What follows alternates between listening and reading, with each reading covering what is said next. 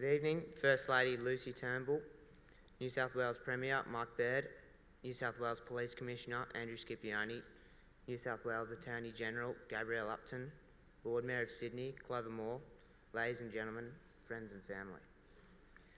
My name is Stuart Kelly. I'm Thomas's younger brother. I was 14 years old when Tom was brutally attacked without reason, resulting in him losing his life. Tom was out with his friends. It was his first night out in Sydney. We were at home in Bowral, doing what many families do on a Saturday night, watching TV and getting ready for bed. The phone rang at 10:25 p.m. Mum answered it, but couldn't comprehend what the person was telling her, so she passed the phone to Dad. The voice on the end of the phone told him that they needed to come to St Vincent's Hospital urgently. Mum and Dad told my sister, Madeline and I, that Tom had been in an altercation. They had to drive up to Sydney to be with him, but probably would be back later during the night. We had absolutely no idea of the extent of Tom's injuries. The person from the hospital will not give any further information, except to firmly ask that we come straight to the hospital. Maddie and I stayed at home. It was really late, so we went to bed. On Sunday morning, Mum's sister Carrie called, telling us she was driving down to Bowral from Sydney to pick us both up. I felt really uneasy. I couldn't understand why Carrie would be coming and not our parents. Waiting at home, I thought about what might have happened to Tom. Never did I think or imagine that we might lose our brother. I remember walking into the foyer of St Vincent's Hospital around midday on that Sunday. The foyer was bustling with people. As we made our way to the lifts, I was trying to work out what was going on while we were there. Madeline had even brought up her school books with her to study as she was stressed about her upcoming HSC trial examinations. We took the lift to the 4th floor, where Mum and Dad met us. They took us into a small room, closing the door. I could tell by the look on their faces that something serious had happened. I thought this was really strange as we were not visiting Tom. Nothing was making any sense to me. Finally, Dad said to us, "Thomas has been badly hurt. The doctors want to explain it to the both of you." I felt uneasy. We waited for what seemed to be a very long time, but probably wasn't. 2 doctors came in with a social worker. We all sat down. I was feeling scared and anxious, and I was about to find out why. "Your brother Thomas is in a critical condition and will not survive." I was being told to prepare for his death. Those few words would change our lives forever. I don't remember too much more of what they said. I was in shock and total disbelief. I heard those terrible words, but was feeling that this could not be real. This could not be happening to Tom. I could not process this as our reality. I look back at that moment. I was 14 years old. I was told by a stranger that my brother, my best friend, was going to die. I'm now 17. That was 3 years ago. However, I carry a deep scar that you cannot see. It's always there. It never leaves. It sits below the surface of your skin and surfaces when you least expect it.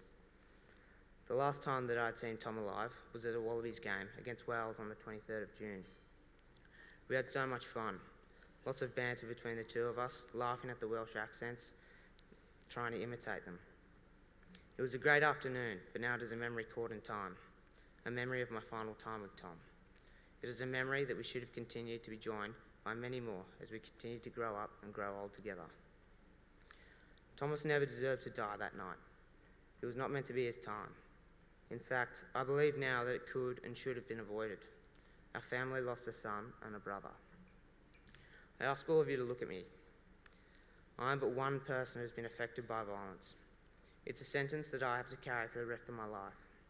My mother, father, and sister now carry this sentence. Our relatives and friends, Tom's friends, carry this sentence. We are not alone. There are many, many thousands of others who are directly affected by senseless violence every year. Today, I'm preparing to complete Year 12 at the King's School with my HSC only weeks away. My graduation is this Friday.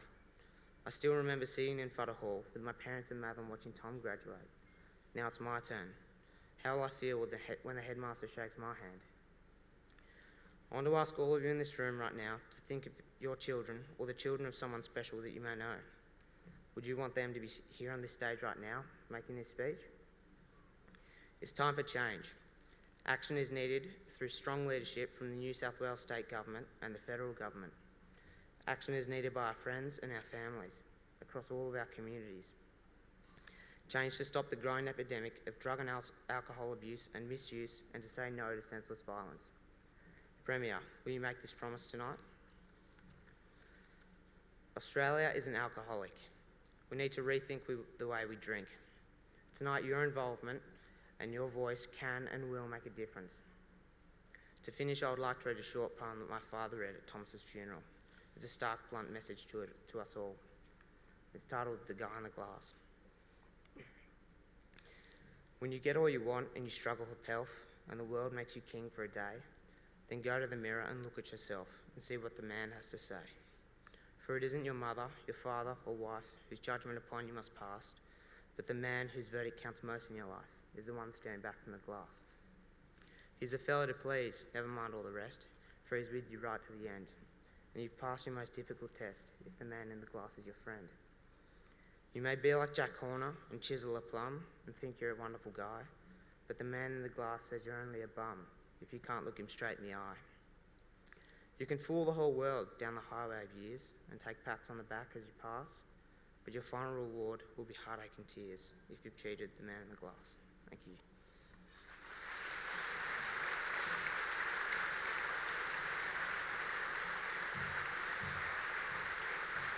With a round of applause going for Stuart Kelly, everybody.